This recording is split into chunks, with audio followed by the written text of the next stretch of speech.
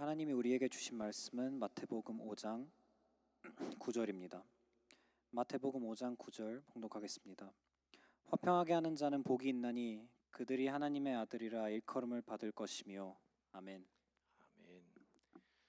오늘은 어느새 여섯 번째 화평하게 하는 자의 복에 대해서 함께 나누어 볼 차례가 되었습니다. 세상에 화평을 싫어하는 사람이 있을까요? 세상은 평화를 원한다고 합니다.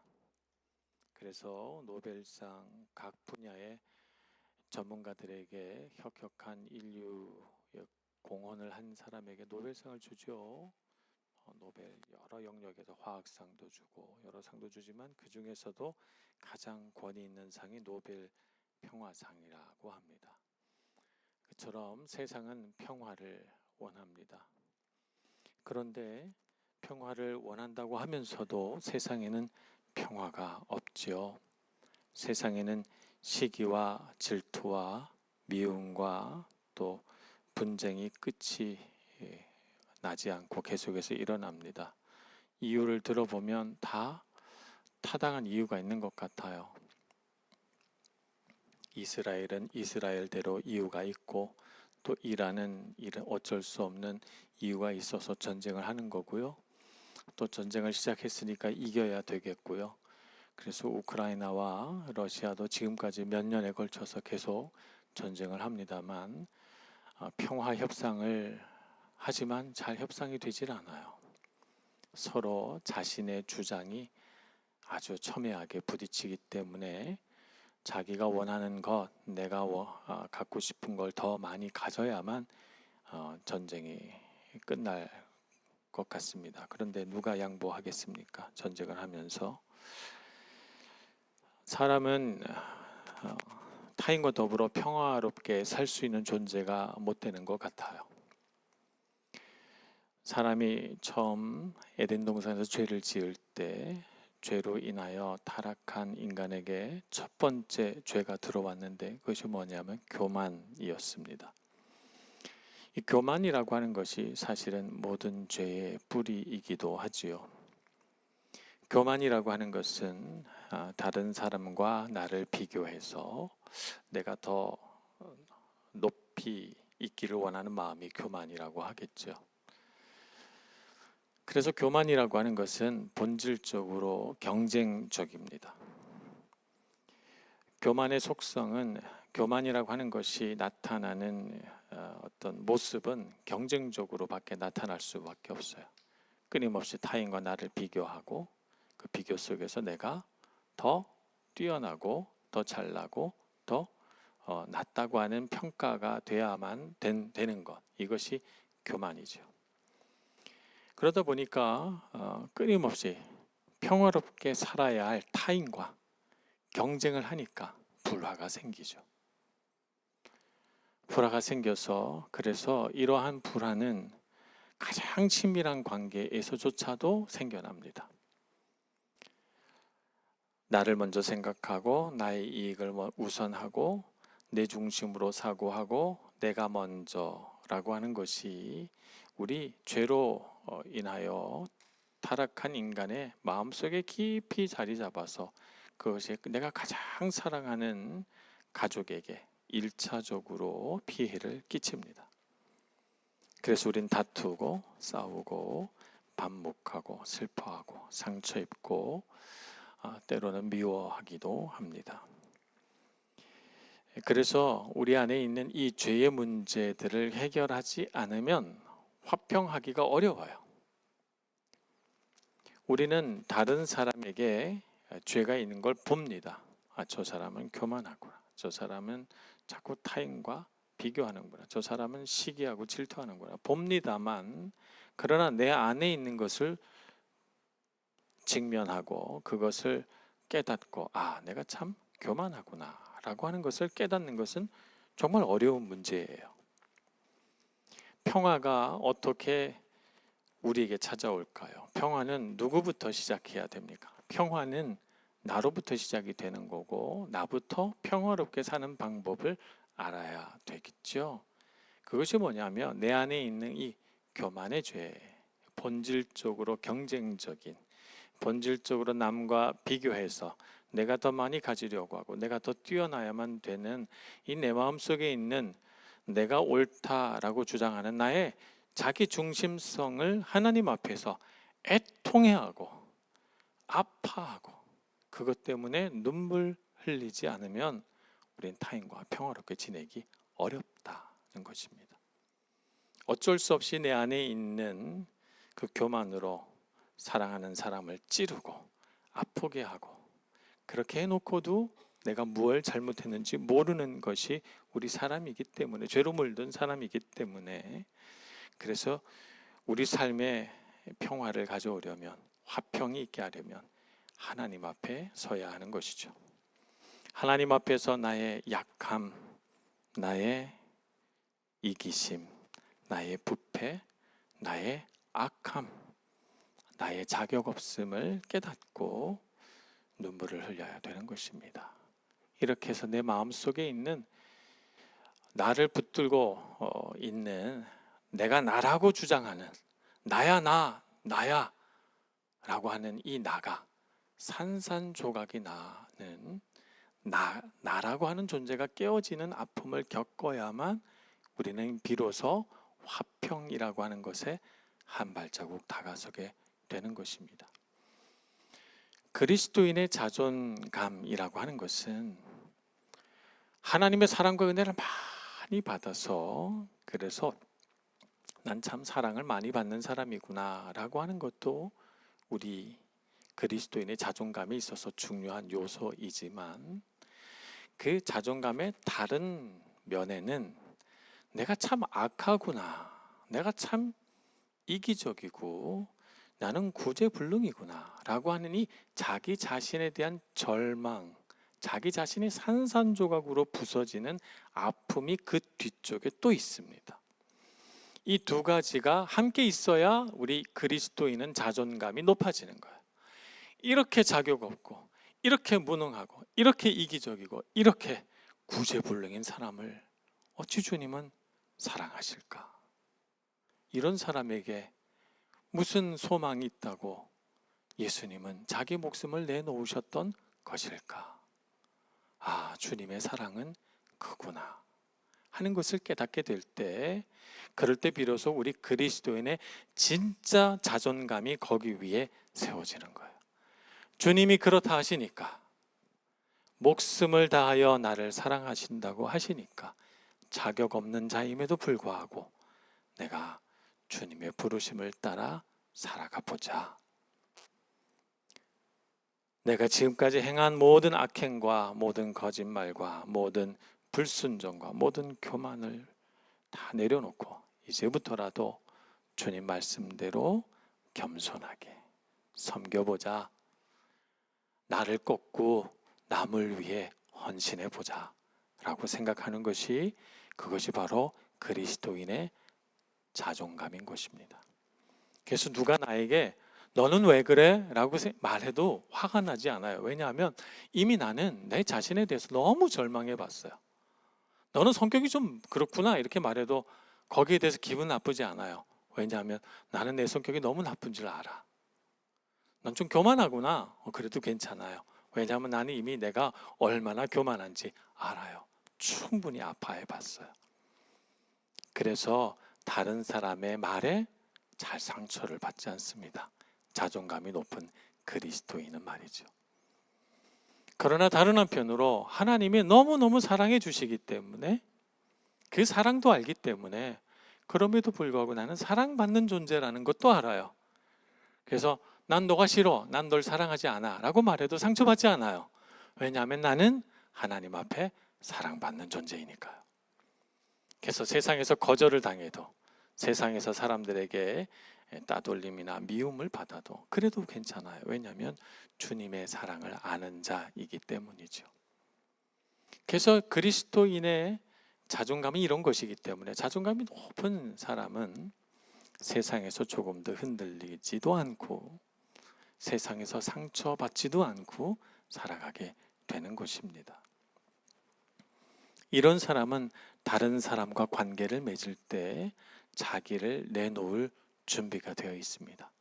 내 의견을 꺾을 준비가 되어 있어요. 나를 언제든지 희생시킬 준비가 되어 있는 것이죠. 그래서 사람들 앞에서 자기를 주장하지 않게 되는 것입니다.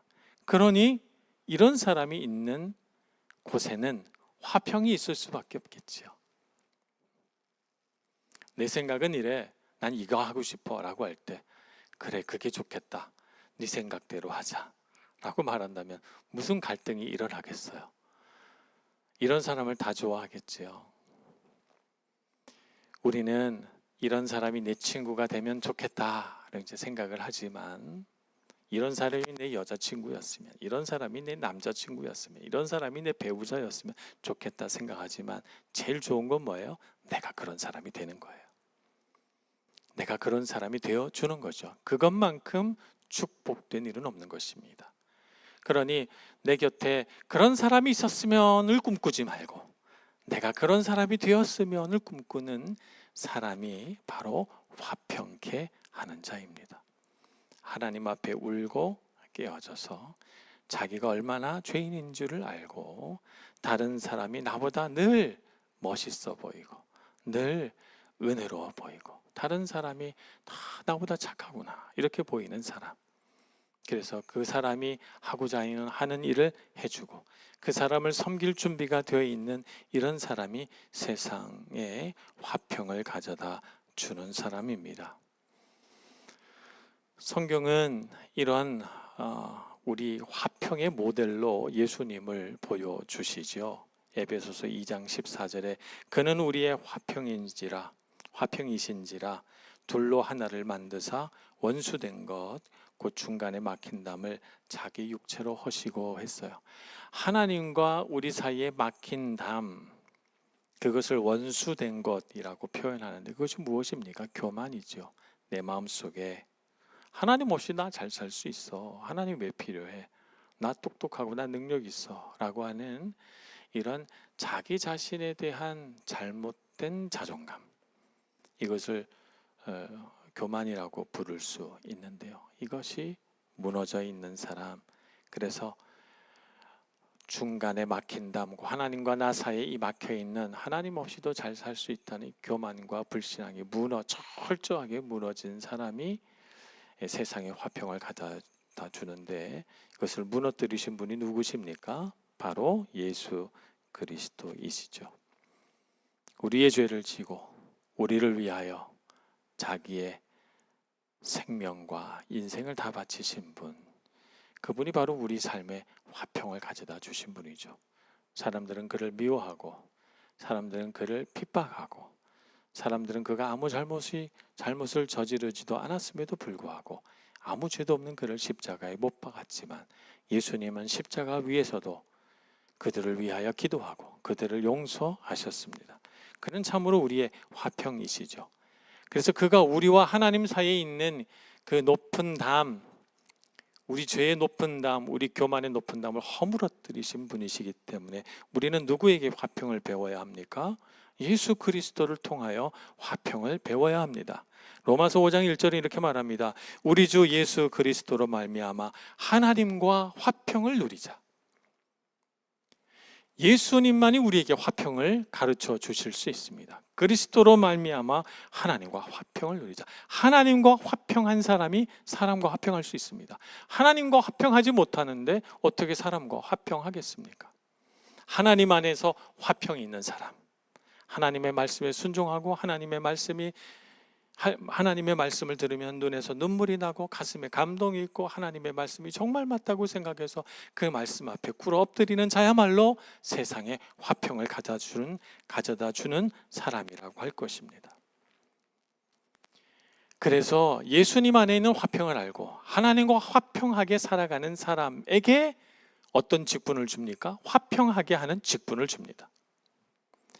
고린도후서 5장 18절에 화평하게 하는, 화목하게 하는 직분을 우리에게 주셨다고 했어요. 그래서 그 직분을 가지고 우리가 섬기는 것이죠. 그 직분으로 누구를 섬기는 것입니까? 우리 가정 안에서 내가 가장 사랑하는 사람을 섬기는 것입니다. 내 사랑하는 아내, 내 사랑하는 남편, 내 사랑하는 연인, 우리가 섬기는 것이죠. 주께서 주신 직분으로 나를 내려놓고 나를 깨트리고, 맞아, 나는 참 이기적이고 악한 사람이니 내가 할 수 있는 대로 그리스도의 십자가의 나를 못 받고 내가 할 수 있는 대로 내가 사랑하는 이 사람을 위하여 살자라고 하는 것이 바로 화목하게 하는 직분을 가진 사람의 마음인 것이죠. 우리가 또 화평을 세워야 할 곳이 있습니다. 바로 교회입니다. 교회는 본질적으로 화평한 곳이어야만 합니다. 그리스도의 십자가가 세워져 있고 그 십자가 아래서 모든 사람들이 다 자기를 내어놓고 교만하지 않고 겸손하게 남을 자기보다 낮게 여기는 곳이 교회이어야 되지 않습니까? 그런데 오늘날 우리가 살아가는 이 세상에 세워진 교회들을 보니 교회에서 싸움을 하고, 교회에서 분쟁을 하고, 교회에서 서로를 미워하고, 교회에서 인사를 안 하고, 교회에서 서로 반목하고, 교회에서 탕을 짓고, 교회에서 서로 자기들끼리 모이고 이렇게 합니다. 그래서 처음 예수를 믿은 사람이 교회에 와서 보고 교회가 이런 곳이라면 내가 왜 교회를 다녀야 할까라고 하는 의문이 드는 그런 교회들도 있더란 말이죠.